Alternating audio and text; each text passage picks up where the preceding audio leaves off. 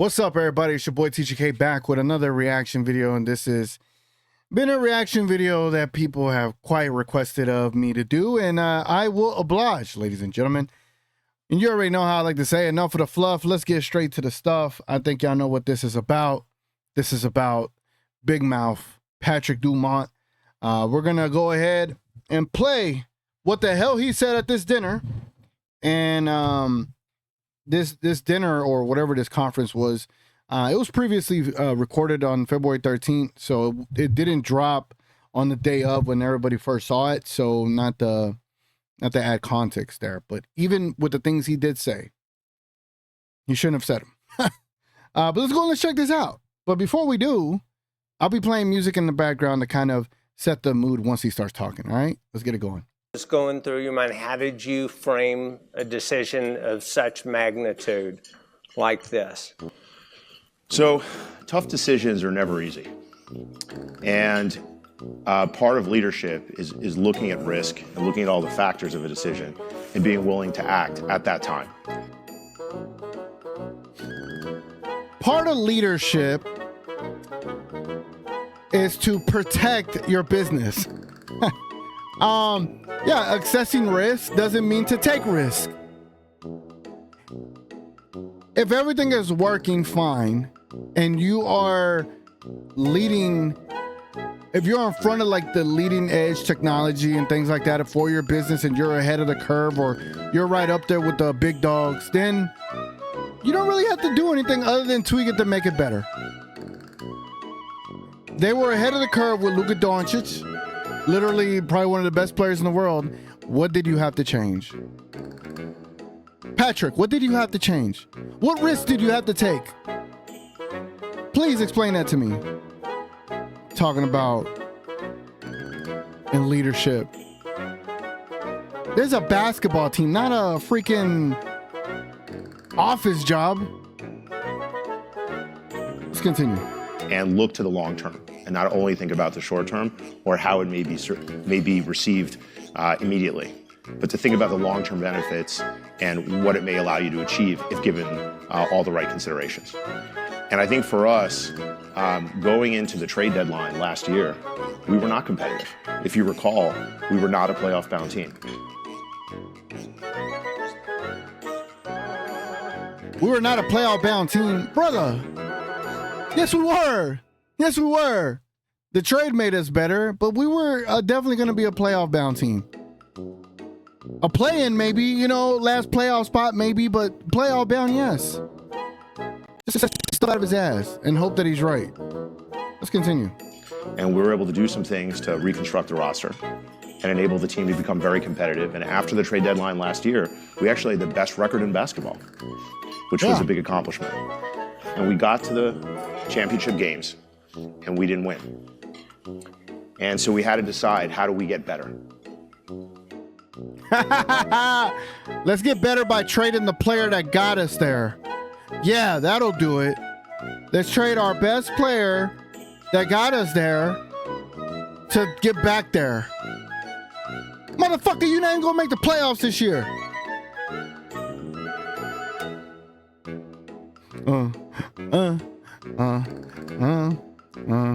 What can we do to improve our team?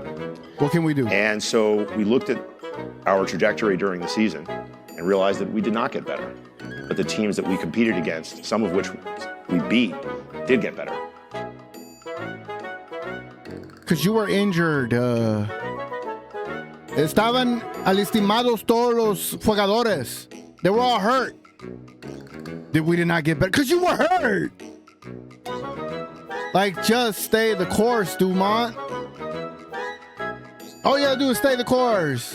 You were hurt. It's fine. It happens. You don't have to ship your future away. And ultimately, when you look at the Eastern Conference, after we were to get through the Western Conference, if we're so fortunate, you would have to beat some very formidable teams, including one that we lost to, which actually got better. So this was a decision about the future. So you're worried about the team that you might face in the finals and not the teams that you face in the Western Conference finals.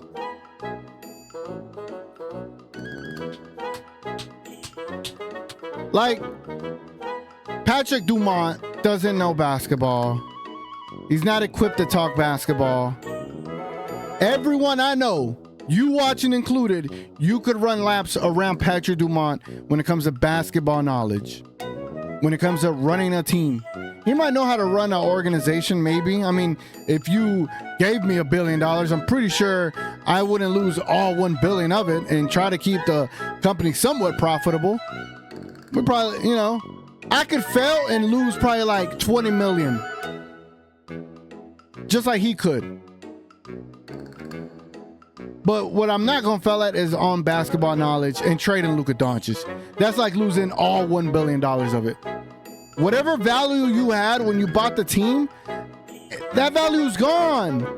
The money you paid for the team is no longer the equivalent of what you could sell it for now.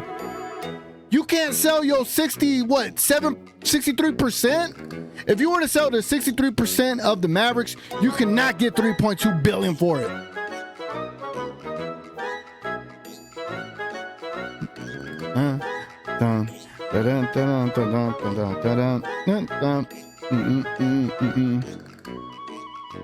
Stupid.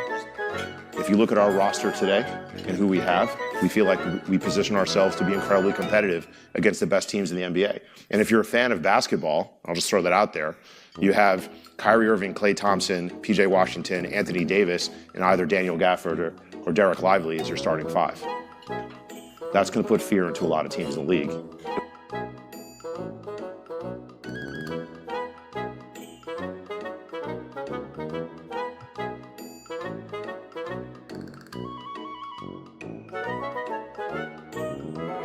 Having LUKA DONCIC puts fear in a team that they're going against. That lineup is like, it's a good lineup. It's a good 2K lineup. But that lineup don't scare nobody, man. Let's be for real.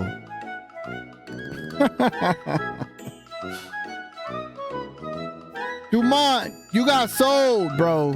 You got sold. Nico is a Laker insider. Nico is a Laker spy. He got you. He made you believe all of what you're saying. He got you, brother. Dun, dun, dun, dun, dun. I like this music. It's so fitting listening to him talk. Let's continue. If we can get going. Yeah, that's fantastic. Right? And so the objective was, That's how do we fantastic. create a roster for the future that allows us to be the most competitive team?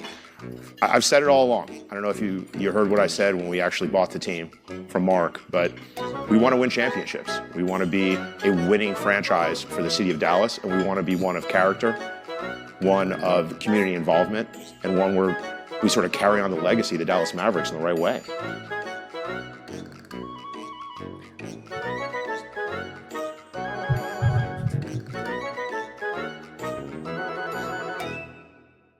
Thank you, everyone, for tuning in to that.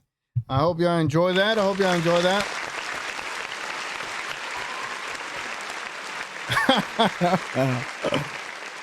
People. Pretty sure if you've been in Mavs spaces, you know of all the great brains that are involved in this community, from We Talk Mavs to Mavericks Digest to Slightly Biased to whomever in this sphere that disagrees with this trade. They know basketball, right? If anyone agrees with the trade or even thought the trade was somewhat good, or if anyone thought the AD acquisition was going to be a good thing, or if anybody thought that this roster was going to go anywhere, you need to look at them a little differently. I'll let you figure out who. But for everybody else, they know basketball, and we all know, not even collectively, individually, we all have way more knowledge than that man that was sitting right here on the part of this screen talking about that trade and talking about if you know basketball. What do you mean if I know basketball? Do you know basketball? Like,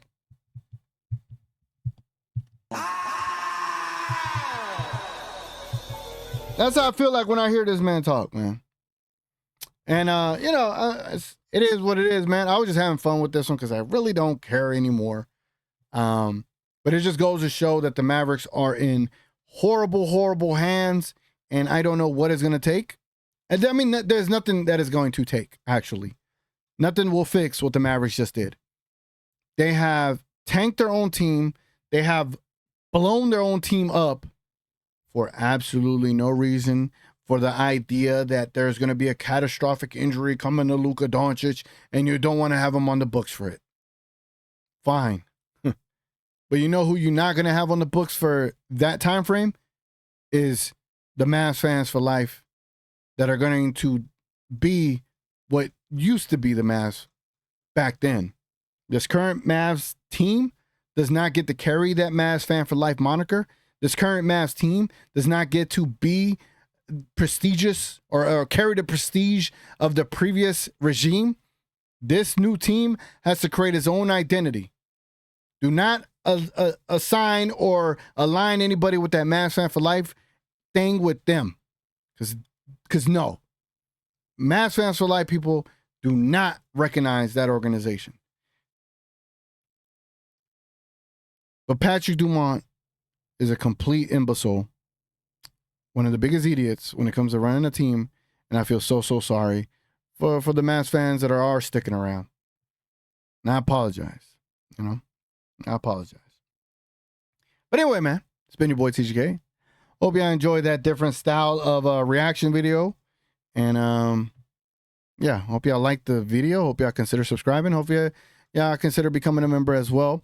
Tomorrow night on Saturday, March 15th, we will be doing a giveaway. We're going to give away a mega box of premium Panini Prism cards and for the members. And then we'll also give away a booster box for the subscribers. Again, y'all got to be active on the show for me to put you on the little spinny thing so y'all can potentially win. Anyway, man, it's been your boy TGK. Appreciate y'all watching, man. Hope y'all liked it.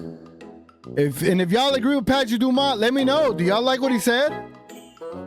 Do y'all think this is going to work for the team moving forward? Or do you hate every word that he uttered in that entire interview? Anyway, it's been your boy TGK. Catch y'all on the next one. We out.